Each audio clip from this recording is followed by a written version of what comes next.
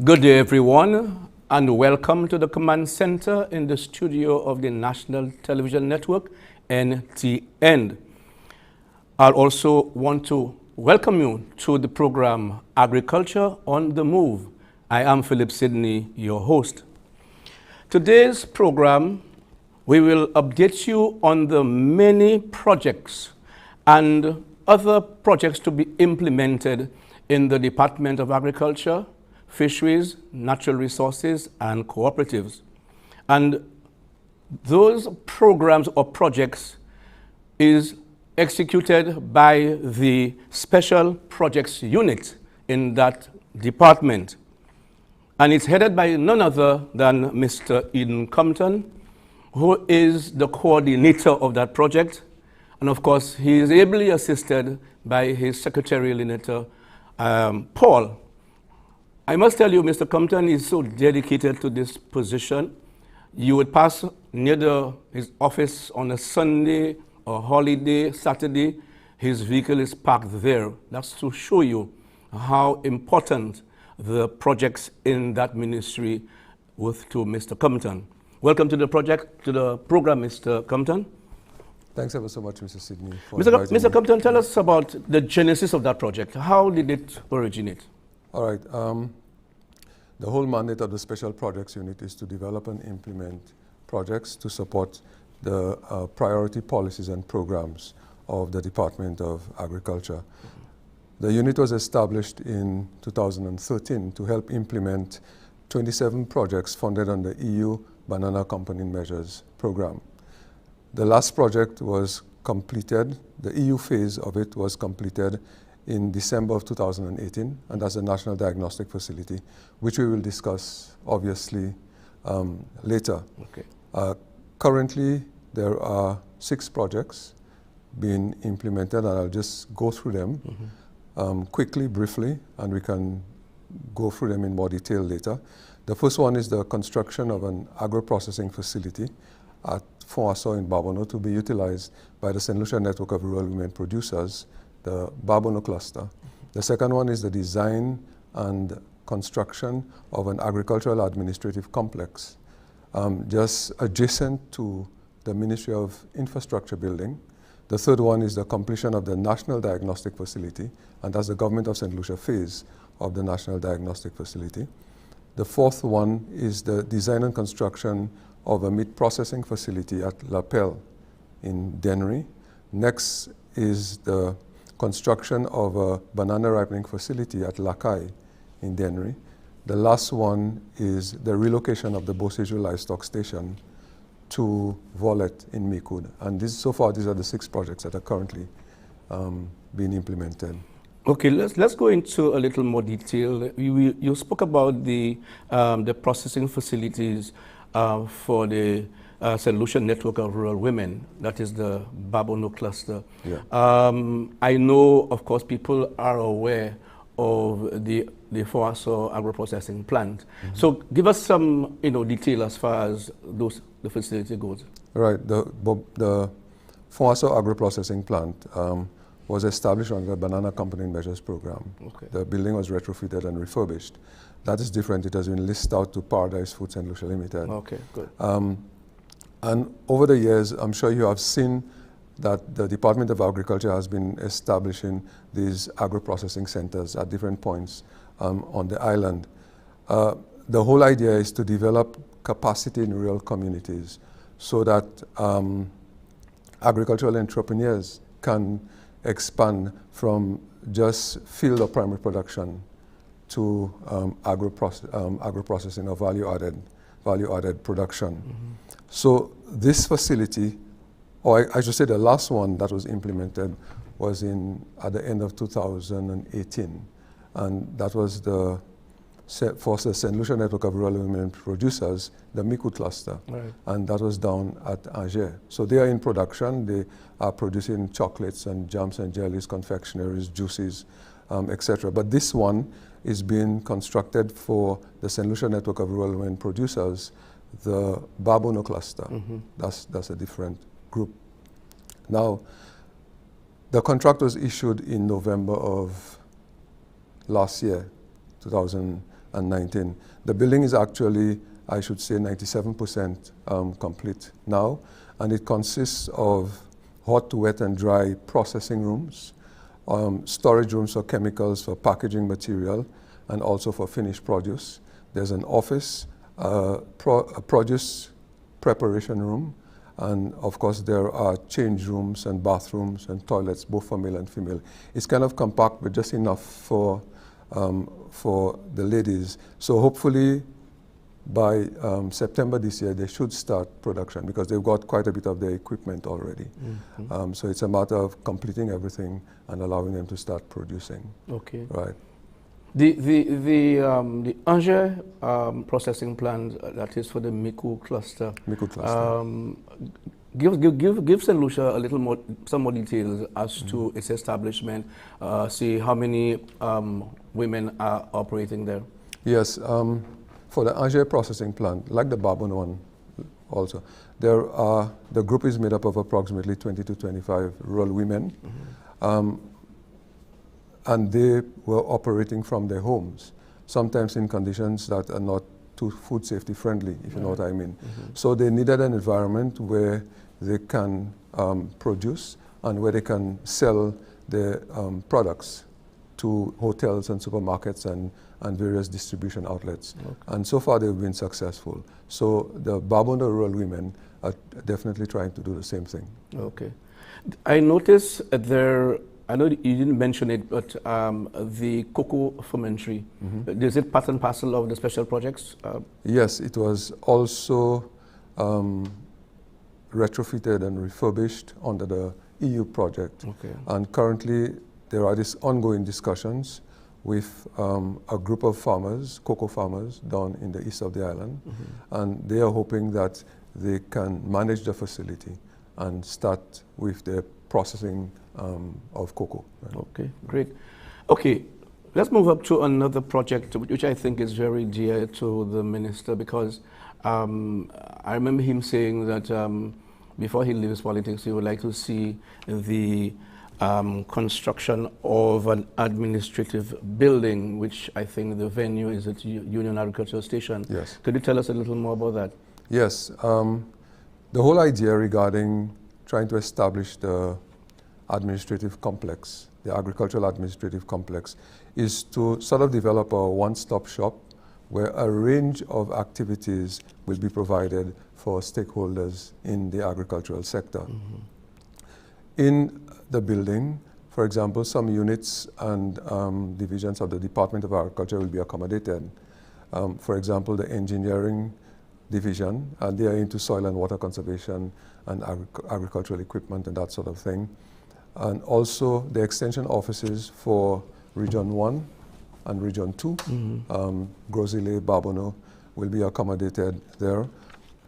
Also our donor and implementing agencies that we work closely with, the Inter-American Institute for Cooperation and Agriculture, AICA, the Caribbean Agricultural Research and Development Institute, CARDI, and of course there'll be an office for FAO.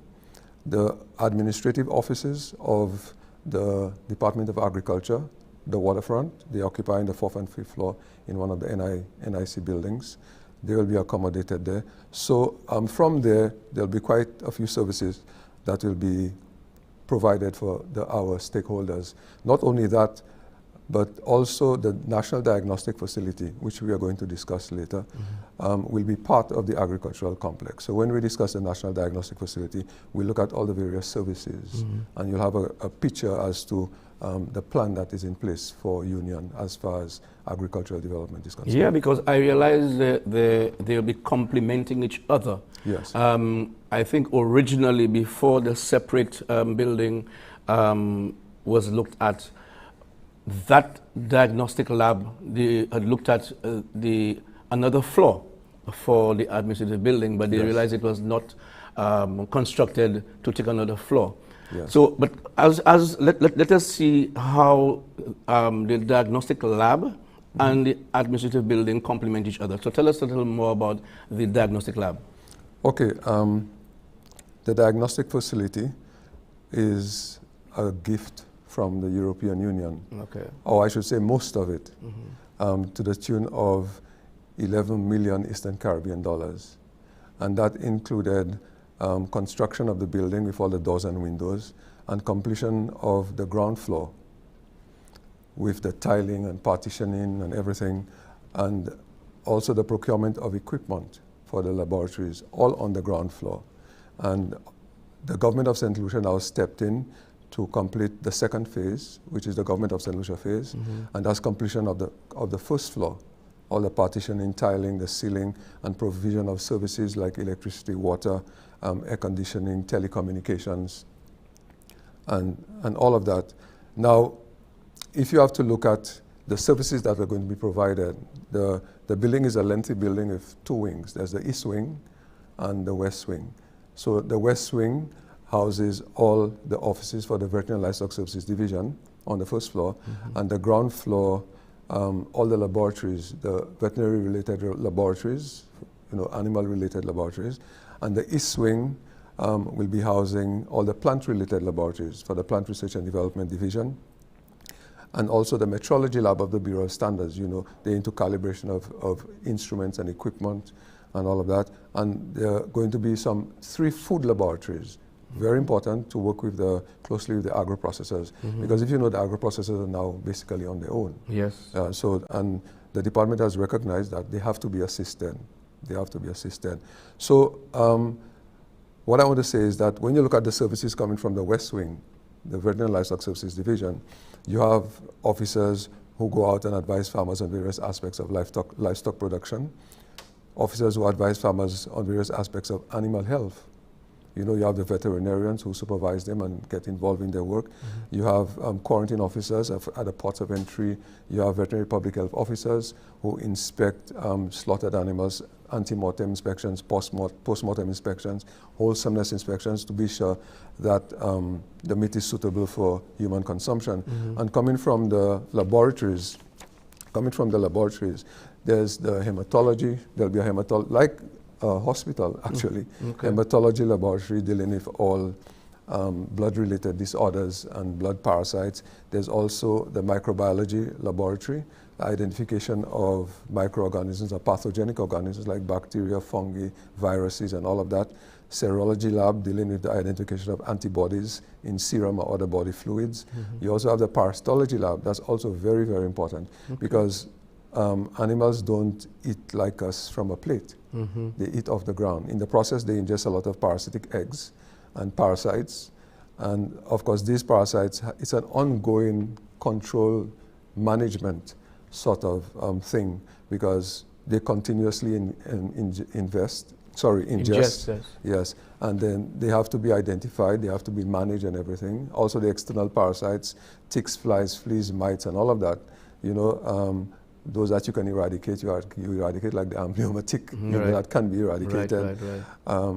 And a host of them. So the parasitology lab is going to be very busy. There's also a histology lab, pathology lab, post-mortem, and most importantly, they have to be involved in a lot of surveillance, because we have to start developing what is known as a pest and disease list for animals and also for plants. Right.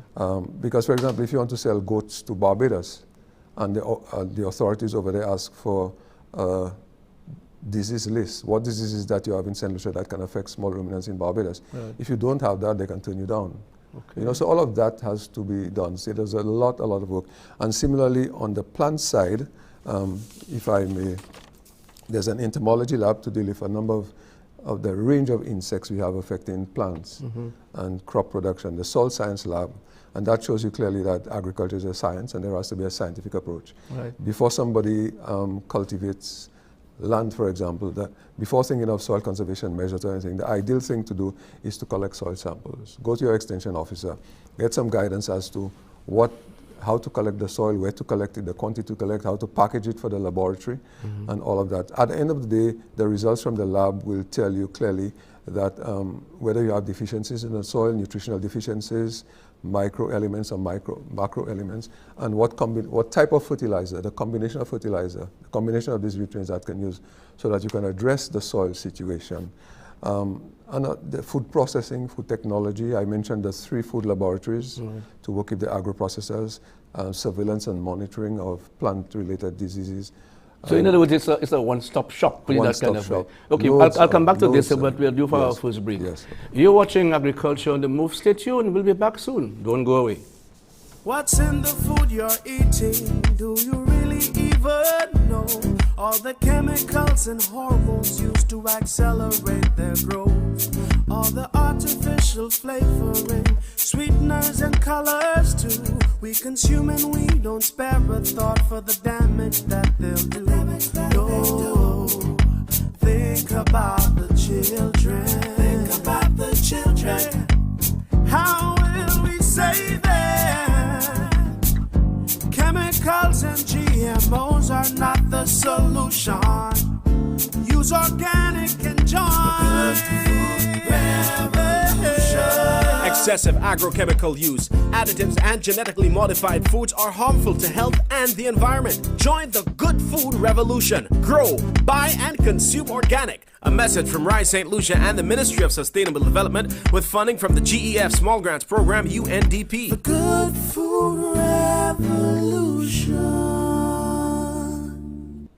Welcome back to the program, Agriculture on the Move, with me, Mr. Eden Compton, who is the coordinator for our special projects in the Department of Agriculture. Mr. Compton, I just want to go back a bit because I'm so pleased to hear about the construction of this new facility, in that I'm looking at safety, food safety.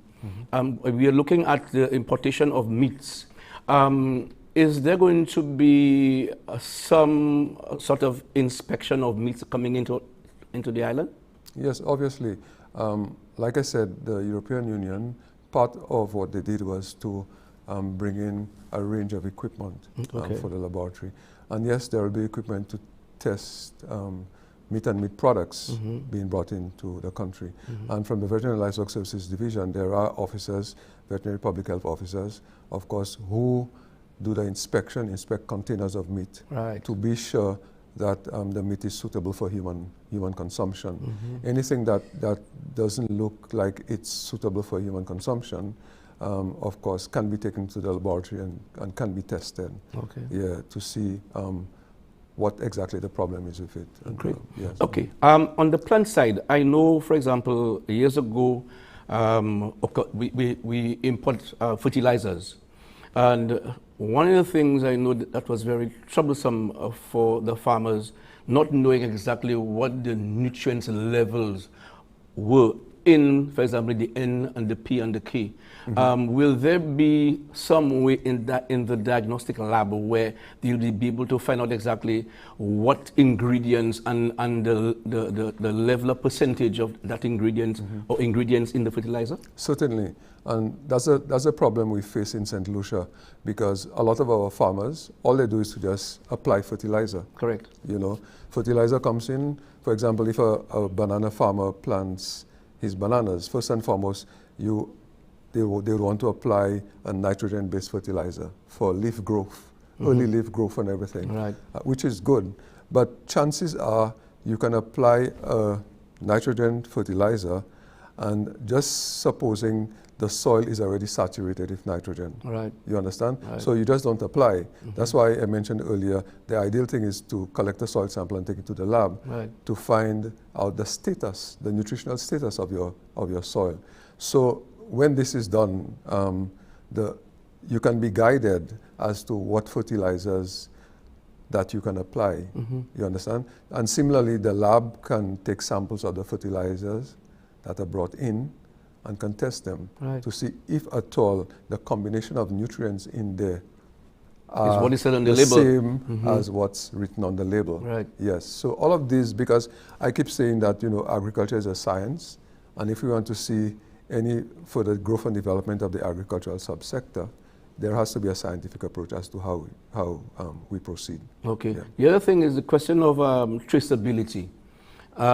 Again, even locally, farmers are using chemicals on their crops, and sometimes we don't know, whether they have stuck to the regime in terms of spray to when they're supposed to harvest. You also have the problem of predial larceny, where people will go in and steal your crops before it's really got into the gestation period. So will there be somewhere where in that lab where there'll be some traceability can be tested as to what's in that particular commodity? Yes. The food laboratories can do that. The food laboratories will definitely be able to do that. And you can look at chemical residues in food. Right. Right. So if, for example, you use a pesticide and you don't use the pesticide as recommended, or a farmer might decide that, he wants money and he'll go and pick his cabbages very early. Yes. You understand? Not taking into consideration the withdrawal period. And by so doing, the consumers can end up consuming residues in the cabbage. So all of these things can be taken care of by the food laboratories. So samples can be collected and the produce can be tested to see if there are residues. Definitely. Residues. So in other words, that complex, it's like I said, it's a one-stop shop. One-stop shop. Yes. So that, if somebody goes in there to get a system, because what's happening now, I think we're so fragmented. Yes. Right, you have an office here, and you come into Fisheries to get information, then you're saying to Union, then you're saying to Barata. Exactly. I think it's very cumbersome. Yes. But how soon do you think that this lab will be in operation? The lab, well, if I can tell you, the government of St. Lucia phase is like probably 98% complete. Okay. So as of this month, staff of the Veterinary Livestock Services Division will start moving in, start carrying, their files and some of their furniture and that sort of thing. Staff of the Plant Research and Development Division, and also the metrology lab of the Bureau of Standards. So gradually they'll start this month. Okay. Start moving in. Hopefully, they can issue the completion certificate, and the Department of Agriculture can take over the building, hopefully, also this month. Oh, great. Yes. That sounds good. Yes. But let's go back to the administrative building. Where it's at now in terms of getting the process ready for building, and what's the time frame on getting this project completed? Yes. At this point, there are ongoing discussions regarding the funding aspect of it, and it's pretty much advanced, because the situation is all of these offices, like you rightly say, are scattered. And then the government of St. Lucia is paying a significant amount, over $1 million, way over $1 million in rent. Wow. So the idea is that the monies that are being paid now can be channeled to a lending institution to fund the construction of the complex. Correct. And once this is done, it's not going to cost government any more than it's costing now. Right. So that's the whole idea. And the discussions are pretty much advanced. Oh. Once all the discussions are completed, the department can move into the next phase, which is the design phase of the facility. Usually that can take up to 6 months, but we are hoping that we can pull through with it in 4 months. Okay. Yes. Do you have the Bureau of Standards going to be housed in the diagnostic facility too? Yes, only the metrology lab of the St. Lucia Bureau of Standards. Okay. And they are into the calibration of instruments and equipment, perfection of weights and measures and that sort of thing. And then they offer services to, quite a few entities in the private sector. Yeah. Okay, great. Okay, let's go down to Beauséjour. Of course, we are aware of the Beauséjour Livestock Station is no more, and included in at Beauséjour is the meat processing facility. Could you give us an update, one, as far as the meat processing facility is concerned, and then you can tell us about the new site for the livestock station at Volet? Yes. Well, the meat processing facility is going to be a modern, multi-species facility designed to enhance food safety, to build consumer confidence in locally produced meat and meat products, and also to stimulate livestock production. And I just want to explain a little when I say to enhance food safety, in that you're aware of animals being slaughtered all over the island by butchers.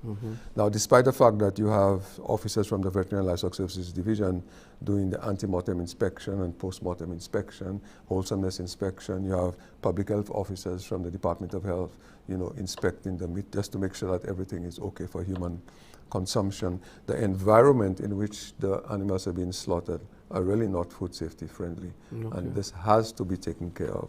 So when I say you have to enhance food safety, now once this is taken care of, then you'll find that consumers are going to have more confidence in locally produced meat and meat products. And by so doing, then you're going to stimulate growth in the livestock subsector, because more persons are going to want to go into small ruminant production, pig production, rabbit production, that sort of thing. Right. So it's a sort of chain reaction. Now, the site for the new meat processing facility, and you're aware, because of the DSH Pearl of the Caribbean project has been implemented in the South, the facility that was built in the South, because of that, they agreed to build a new facility at La Pelle in Dennery, but to use the equipment from the existing facility so that there will be no need to procure new equipment. Okay. Right. So currently, the Department of Agriculture has gotten approval from DCA for the first phase, which is the site preparation and the building construction of the foundation. And there are these ongoing discussions with the Ministry of Physical Planning, the Department of Physical Planning, so that they can move ahead with the other approvals, right? So that's basically where we are.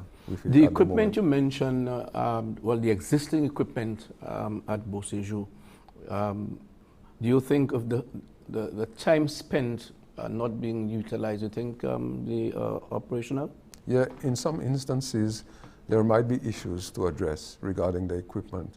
So what they've done at the Department of Agriculture is to contact the suppliers to see if they will be willing to assist in terms of dismantling of the equipment and making sure that the equipment are all properly stored, and also the reinstallation of the equipment.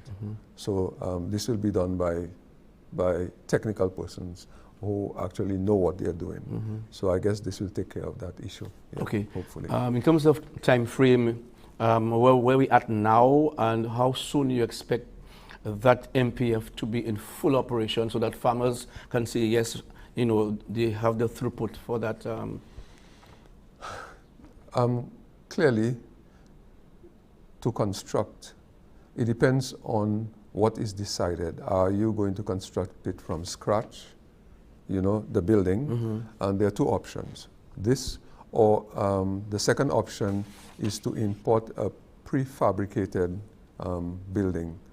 All right, so all you do is to import it and you mount up.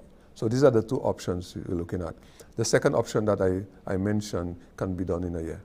Okay. Yeah, the first option obviously will take somewhere in the region of 2 years. Okay, Yeah. okay. So this has not been decided upon as yet. Okay, Yeah. all right. So we can safely say we are all well on our way with that project. Yes. So yes, to a certain yes, extent. yes, Okay. yeah. All right. Let's look at the livestock station being moved from Beauséjour to Volette. Tell us about Volette, where we are, how many acres of land are we dealing with, and what is going to be happening at Volette? Yes.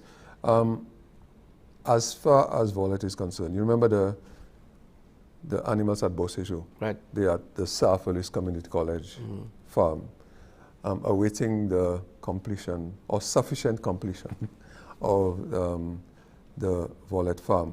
What was done, although we had some issues initially because of inclement weather, it rained significantly down in that area, and the soil there has a high percentage of clay. So it's very slippery when wet. So that held us back in terms of clearing of the land and site preparation for the various pens. and structures. So quickly, we issued 4 contracts to 4 contractors. The first one was for the construction of 2 swine units, a fattening pen and a maternity pen. The second one for the construction of a rabbitry for rabbits and 2 small ruminant pens. The third one for the construction of a warehouse for the storage of feed and equipment, and also the construction of a stockman house to house the individuals who will be taking care of the animals. And the last one was for the construction of the road infrastructure and the drainage and also a bit of fencing. But with this first phase, I must say that the station will not be sufficiently completed to accommodate the animals coming back from South Louis Community College. So some funds have been made available by government. So the whole idea is to try as much as possible to complete the station so that it can be, it can accommodate the animals and of course whatever else has to be done. So the focus now is on the construction of an administrative building, because you have to house your administrative staff and all the frontline officers in the south of the island, the quarantine officers, veterinary public health officers, livestock officers, animal health officers. You need to house them. Okay, hold that point. We'll do for another break.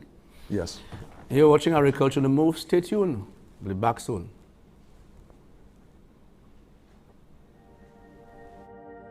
COVID-19 is a new pandemic disease as declared by the World Health Organization. It is transmitted directly by respiratory droplets when an infected person coughs or sneezes, or indirectly through rubbing the face with contaminated hands. There is still no specific treatment or vaccine against COVID-19, and as such, the farming community should adhere to some special recommendations. Ensure that farm clothing and gear is clean. Wash hands thoroughly before harvesting crops. Use face masks and head ties whilst harvesting, cleaning, and packaging crops. Use all safety precautions when transporting crops to the markets and depots, such as handling crates and crops with only clean hands and covering sneezes and coughs with a tissue or the inner arm to ensure body fluids or droplets don't get on produce, and washing hands or using hand sanitizer after using the tissue. More than ever before, your important role as gatekeepers of St. Lucia's nutritional, health and food security should be taken seriously. When you exercise these precautions, you not only safeguard your health, but also continue to allow all St. Lucians access to freshly grown fruits, vegetables and other local crops. Remember, it is our responsibility to ensure our nation eats fresh, St. Lucia's best.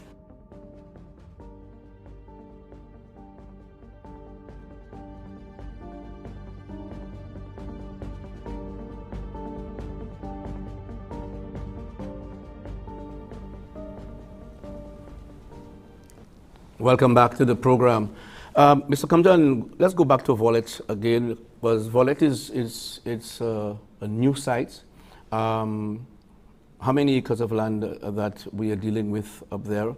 Apart from the challenges with the weather for the continuation of the projects, the buildings and the roads, and in terms of other infrastructure like water, electricity, where are we of this? Yeah, we are currently in discussion with WASCO, and some funds have been already paid to WASCO for water connection. Unfortunately, the water has to be taken from the main road, the main Mikud Road, and taken all the way in. So it's costing the ministry somewhere in the region of pretty near $600,000 just for the water alone. And we are also in discussions with Lucilec for electricity.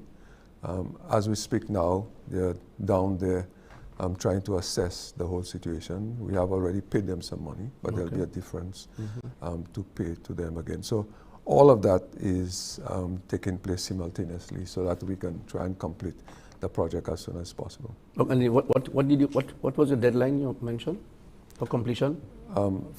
For Volet? Yes. Completion of this phase, probably we are looking at the next 4 months or so. Okay. The next 4 months, yes. So that the animals from South Louis can be brought across. brought Because across. initially, the government of St. Lucia allocated $5.2 million for the first phase, and they have already allocated an additional $1.6 million. With the first phase, with all the road infrastructure and the drainage infrastructure, it's very costly.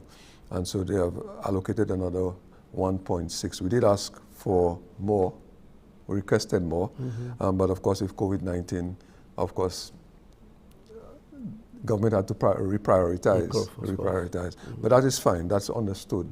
And I think the Department of Agriculture, they are going to make do with what they have. But the important thing is to try and finish the station to a point where the animals can move back to Volet. Yes. Okay, I know there was a project at Boseju because they wanted to make Boseju into some farm of excellence at one point in time. They had the ISBA project. I was on stream. Yeah. Will that project continue, the ISBA project? Not that I know of, no. Okay. No. The whole idea is to still have Volet be a center of excellence for farmers and for students, agricultural students. Right. So, you know, that has not changed. Okay. That has not changed. And the services for the farmers in terms of artificial insemination, because I know right now there were some persons trained not only artificial insemination in the bovine, but they have also looked at small ruminants and also yes. swine. Yes. So that's so all of that, yes, is taken into consideration. So the idea is for Volet not only to be a livestock station, but to be a sort of research station. Great. Because you have to, I keep saying that agriculture is a science, and you know, you have to focus on having some sort of scientific approach to agricultural production. So they will be looking, I'm sure, at trials regarding grasses and legume species that are suitable for our livestock in St. Lucia. Trials regarding the mixed feed, a concentrated feed that's imported into St. Lucia. That's where the lab plays a major role. Right. You import feed, but sometimes you don't know what you're importing. Right. You know, and then, so the feed can be tested to say yes, these are the ingredients that have been added in, and that's the nutritional status of the feed. Right. You know, trials regarding artificial insemination, breeding trials, the crosses between animals, for example, to get the sort of carcass quality that you're looking for. Particularly, if, you know, it has happened at Boseju with pigs, where they cross the Landrace and the large white and the Duroc to come up with the sort of lean carcass that you see when you slaughter a pig from Boseju. You know, so that sort of thing, yes. Okay, yes. Good. So I'm happy to hear that is going well. I noticed there is also the construction of a ripening facility that is going to be done for the NFTO. Could you tell us a little more on that?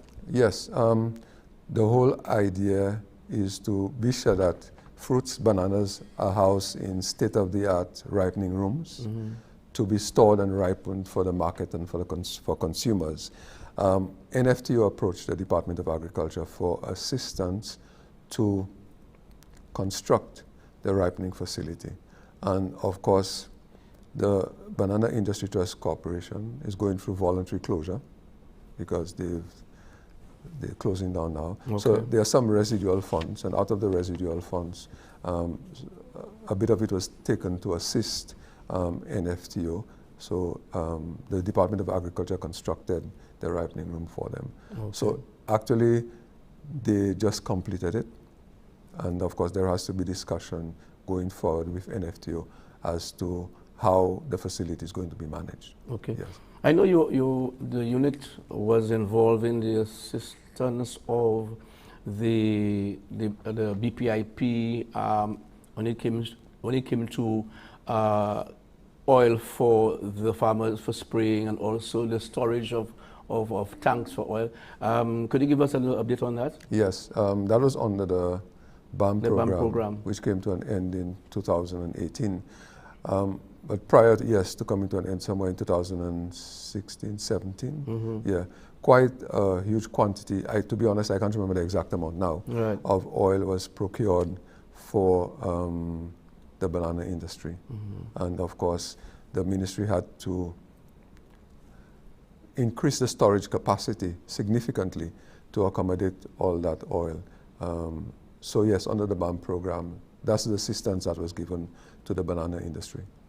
Okay. Now, I don't know whether you all are involved in the, I know union is being looked at in addition to the establishment of the lab, the diagnostic lab, also the administrative building, but the farm itself, again, looking at a farm, looking at the, for excellence. I know there's the zoo at forestry is being looked at, and there's reactivation of that. Is the unit involved in assisting? No, the unit is not involved. But what I can tell you, the whole plan, the whole plan for union, when you look at all the services coming from the National Diagnostic Facility, right, the complex, because the facility, National Diagnostic Facility is going to be part of the agricultural complex. Right. They're next to each other. Exactly. Yeah, all the services coming from there that I mentioned earlier. Then you have the forestry department in close proximity, right, with all the services that they provide, and the zoo and all of that.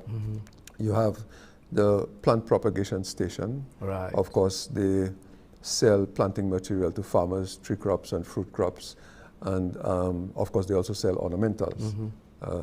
You have the tissue culture laboratory, and they involve in micro propagation and all the pineapples and the banana plants and that are being produced.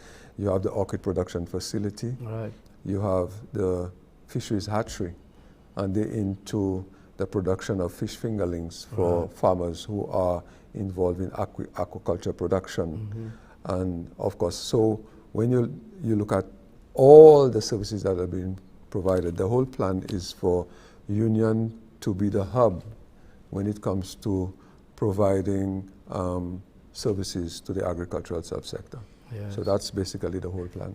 Okay, let's go back a bit to the challenges that the agro processors are facing. I know, okay, yes, they have the facilities already built for them, but I believe they're still facing numerous challenges. Would you want to speak to that? Yes. If they are to thrive in St. Lucia, these challenges have to be addressed. And I remember was it earlier this year, the minister invited quite a few agro-processors to a meeting, right, to help understand the various issues they have to deal with and the various challenges. And it was a very interesting meeting. And it showed clearly that there are issues regarding poor operational, organizational, and financial management, as far as they are concerned. And you can tell that there is need for a lot of capacity building and a lot of training. I mean, when you look at, we have approximately 175 agro-processors on island. You have the very large ones like Baron Foods and Viking Traders. You also, and then down to the very small the women who operate from the kitchens in sometimes cottage industry. The cottage industry, right? And some of the small ones and medium-sized ones, they form themselves into groups. Correct. But the issue there is they still, even though they are a member of a group, whether it's a cooperative or an association or whatever it is, they still see themselves as, individuals who want to achieve by themselves and not to achieve as a collective, if you know where I'm coming from. Yes. So clearly there has to be a lot of capacity building regarding business management, capacity building regarding product development. And we spoke about, the free labs at the facility, product development, food safety, that's key. all of these. And secondly, there are issues regarding access to finance in the form of credit. The issue with the banks and the way they treat farmers. Yes. And then agro-processors, the same thing. Farmers and agro-processors, they're not like public servants and hotel workers that earn a salary at the end of the month. They earn when they produce and sell. So there has to be a special arrangement for them when it comes to servicing their debt and servicing their loans and that sort of thing. There are issues regarding labor cost, the cost of labor. The small agro-processors try to do everything on their own instead of employing persons, because clearly they're concerned about their profit margin, you know, and that prevents them from expanding their businesses. There are issues regarding laboratory services, and we spoke about they having to work on their own. I mean, I was talking to an agro processor who's involved in making, a small agro processor, making one of her products, tamarind balls. And I was asking, what do you put in the tamarind balls? She puts in there a bit of hot pepper, a bit of black pepper, you know. She puts in a little baking powder. Yeah. So, I mean, you can clearly see they're on their own. Yes. So when it comes to product development, you throw in all your nutrients, but at the end of the day, you can end up with a toxic product. You don't know. So you see where the scientific guidance has to come from to tell you, you know, what ingredients you should add, and what amount, and the quantities, and the chemical reactions that can, you know, all of these things, right? High cost of raw materials, you know, and also the seasonality of crops. Oh, that's another one. Yes, the utilities, the cost of utilities, electricity. Because if you're into agro-processing, there's a lot of storage that has to, if you're into juice production, the pulp has to be stored, you know. So all of these are challenges, and you can understand why the Department of Agriculture is trying to establish those agro-processing centers to assist them as much as possible, to cut costs. Definitely. Okay, we're due for another break. You're watching Agricultural Move again. Stay tuned. Don't go away.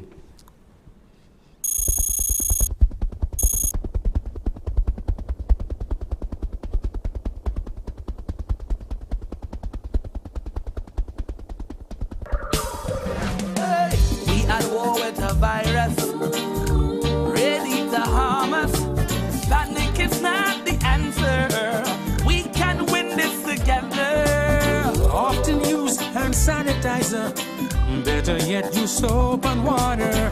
We must protect each other if we are to beat this corona. Together let us win this war. Be a soldier for St. Lucia. Together let us win this war. Be a soldier, together we can beat this corona. So you don't become the next case. Avoid touching your face. I'm sure you've been told so. Handshakes and hugging are a no. Advice is you to please. Cover your mouth and your nose if you cough or sneeze. Practice social distancing and avoid large social gatherings. Together let us win this war. Be a soldier for St. Lucia. Together let us win this war. St. Lucia, be a soldier. Together we can beat this corona. For further information, please contact the hotline at 311 or the Bureau of Health Education at 468-5349. Welcome back. I'm sure you're enjoying the program because we really want you to understand the various projects, and we call them special projects, and that is why we have this special projects unit headed by Mr. Compton. And you have heard of so many projects that have been established. Some of them are completed and some of them are still ongoing and some of them is still to be built. But let's go back a bit to the diagnostic lab, Mr. Compton, and look at staffing, because that's one of the areas I believe that you know, you need to be well staffed and of course training. Could you give us a little on this? Yes.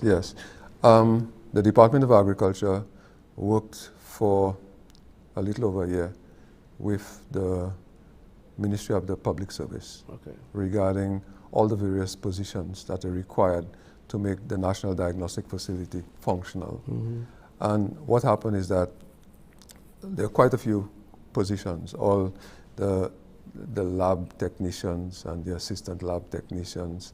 For example, you need a soil scientist, an entomologist, a nematologist, we need a microbiologist, a food technologist for sure. I know will be coming in this year because quickly we want to start working with the agro processors, a parasitologist. So these positions are very important. So what happened is that the list of positions required were phased over a 3-year period. And then we looked at the positions that are urgently necessary for the first year, all right? And then less necessary for the second year, and the balance for the first year. So the list is now with Cabinet for approval. Okay. It should have been approved already, but with COVID-19, Yeah, a lot was held back. Yes. Yes. So we are hoping for some approval as soon as possible so that the positions can be advertised. Okay. Yes, so that was taken into consideration. Also, what was looked at was the reagents and the chemicals that would be required at the laboratory. Yeah, they've all been paid for actually, and the supplier is just holding back for when the facility is fully functional. The So question all of of that is taken into consideration. consideration. Yes, But the question of training, before the positions are advertised, have you been getting requests, people coming in, and your existing staff, are you sending them on training at least to get themselves well equipped for the running of the facility? Well, this is the most difficult part, this is the most difficult part. There was a bit of discussion with the Cuban government to see where we can get some assistance. And clearly, all the positions will not be able to be filled by St. Lucians. Wow. Yeah, there are some positions, there are quite a few that will be filled by St. Lucians. We have quite a few agronomists here. We have somebody who's into analytical chemistry. We have food safety, persons food training, food safety. We have food technologists. So quite a few of the positions will be filled by St. Lucians. But obviously some of them will have to bring people from outside. We don't have a soil scientist. I don't think we have a nematologist. You understand? So, but you can get them in the region, fortunately. Okay. Yes. But let's go back to soil testing. That's one of the problems the farmers were facing. And of course, you can understand why. Farmers are fertilizing, and they're not reaping the reward in terms of optimizing production, and it is as a result of not knowing what the status of the soil. Exactly. Okay. Exactly. Now you also have samples taken, but then the timeliness in actually giving the result to the farmer, that is a problem. That has been a perennial problem. Exactly. Can you see that after this facility is built, that will be no more? Yes. Once we can bring in a soil scientist and all the necessary lab technicians and everything, once the list of positions are approved, I don't see a problem. I think the lab should be able to process those samples very quickly and provide the results to the farmers, because it's important. You cannot have a farmer waiting too long. Like I said earlier, if a farmer has planted his bananas and then, and he applies a nitrogen-based fertilizer, sulfate of ammonia or something like that, and the soil already has quite a bit of nitrogen, then you're going to end up having a very acid soil.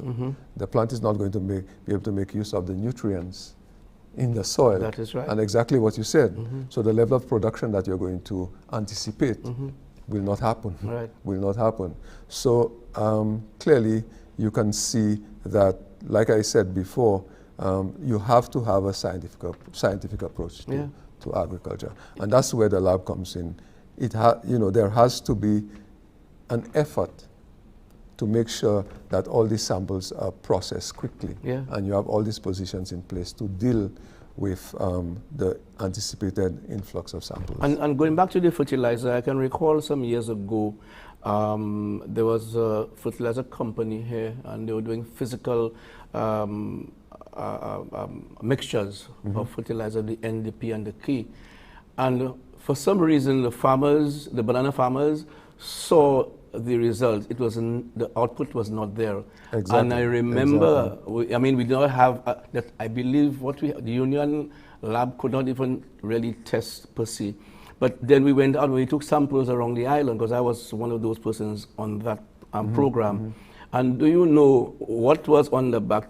The bag, the label, label, was totally different. Exactly. And the farmer was the one who identified this. Even there were deformed fruits. The fingers were deformed. And then that raised an eyebrow. And then we went out and we checked. And the other thing we found out, the 120 pound bag, when it was weighed, it was less. It was like we found 90 pounds in a bag. Yes, so yes, that yes. tells you how important it is for that lab to do all of those testing, because the farmer is spending money. Yes. You know, it's very. Farmer is spending money. He's spending his money, so he needs to get the returns that he wants. So I believe that, you know, I'm happy that that lab. I'm hoping that it'll be well staffed. Yes. And farmers, one of the days when farmers will be calling for their soil test results, you know, and Exactly. it's not there, Exactly. and it'll be done timely.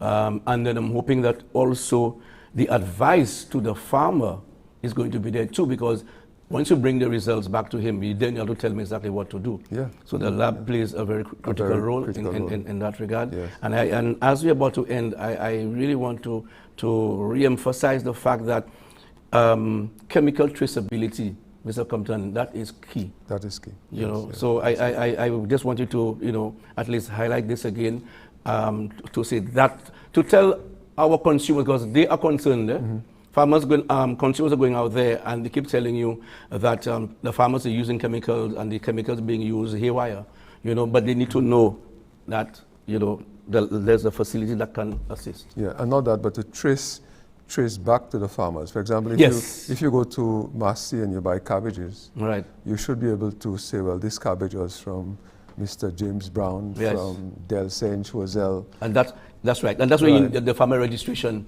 is key. Right, is key. So you can trace all of that back to the farmer. Yes. And then he should be able to pay a penalty. Definitely. For that. But going back to the situation with the nutrient content of fertilizer, if you look at animal feed, for example. That's another one.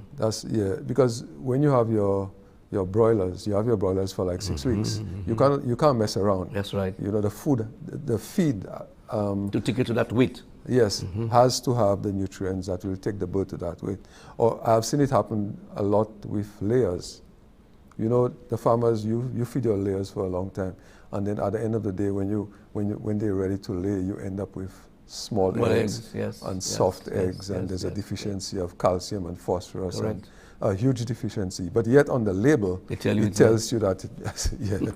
So that's where the lab comes in. It's very crucial. You know, and before you import feed from a supplier, samples should be taken and tested before it's imported. Yes. Any final words from you, Mr. Compton, as we're about to end? Very short. I want to say that if we want to look at the sustainable growth of the agricultural sector, the agro-processing subsector, very important, the livestock subsector, and the crop subsectors, there has to be a scientific approach. Yes. And I don't have to say more. Yes. I mean, we've discussed it in detail. There has to be a scientific approach to agricultural production. Yes. Well, Mr. Compton, I want to thank you for being here, and thank you for, you know, telling St. Lucians where we act with the various projects. And I wish you success, and I know you will continue to deliver for St. Lucia, the various projects that are ongoing in the ministry. Yeah, thank you again for being here. Thanks. Right. You've been watching Agriculture on the Move. Thank you, viewers, for watching this program, and continue to do so. I just want to say to you that this program is presented by the Information and Communication Unit of the Department of Agriculture, Fisheries, Natural Resources, and Co-Operatives. Stay safe. Corona is still around. Don't let down our guard. Thank you again for viewing. I'd like to say thank you to Roger at NTN for giving us the opportunity to be here so that program can be aired. Thank you again. I'm Philip Sidney. Goodbye. Yep. We're done from that.